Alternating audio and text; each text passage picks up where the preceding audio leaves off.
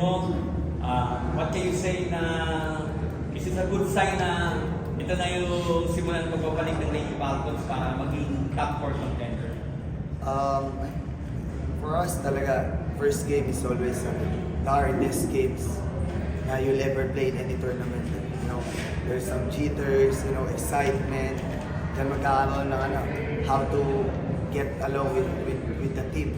And it's on our first game, winning our first game, I think yun na nakalagay sa dugout namin. We want to make a statement on our first game, and luckily the ladies responded well. Thank you. To Cheska, 70 points, 8 rebounds, 6 assists, 3 steals, and plus 22. So, ano sabi mo na yun nga, unang panalo nyo, start the season on a high note, ang masasabi mo? Masasabi ko lang po talaga is grateful dahil nakuha namin yung first win namin.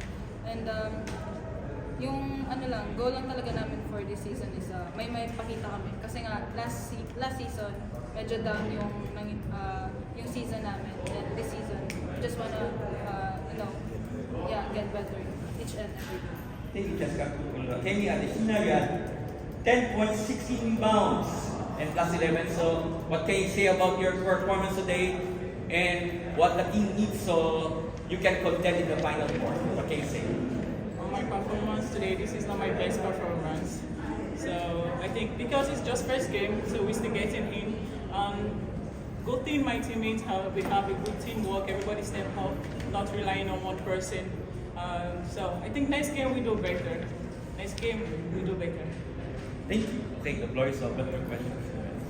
Hello, congratulations on the first summit the Final Four.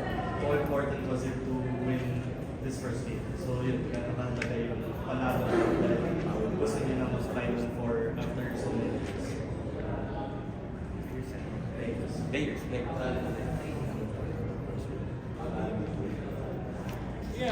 The first win is very important because it will prepare us. First when we determine what we So take that to your advantage, especially in rebounding, since you got 16 rebounds today.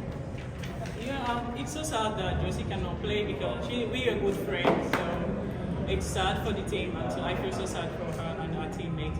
But I say with Josie, without Josie, we still play our game. Even last year, I still get more rebounds. But it's good. I don't know. I really don't know what to say about that. Cheska, para sa'yo, as one of the, syempre, holdovers nga ng team and veterano ka na rin. Ano na lang yung, I guess, yung pinaka-dinala mo since last year, last game yun and last season, FEU na yung kalaban nyo. Ano yung dinala mong lesson this year para maging maganda yung simula ng season 87? Yung keyword dyan is keyword talaga. Kasi last season, hindi naman po pinakita namin. Although na-short, pero andun pa rin yung word na teamwork para sa amin. Kasi kami naman ang nasa loob. And yung mga coaches, yun po yung mag-guide sa amin. It's good. Kasi I'm so blessed with my teammates. Everybody's a padla. It's good. The first game is important kasi kanina, like yesterday, we talk about today's game. Then I make sure everyone get prepared for today's game. Regardless, win or lose, we are still one. So we just follow. We follow the system.